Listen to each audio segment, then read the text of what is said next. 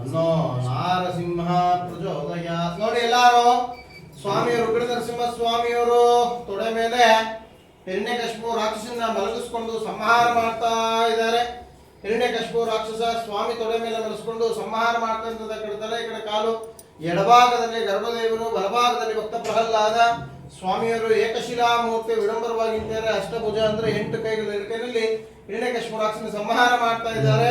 12 ಕೈಗಳಲ್ಲಿ ಕರುಳು ಮಾಲೆ ತರ ಧರಿಸ್ಕೊಂಡಿದ್ದಾರೆ.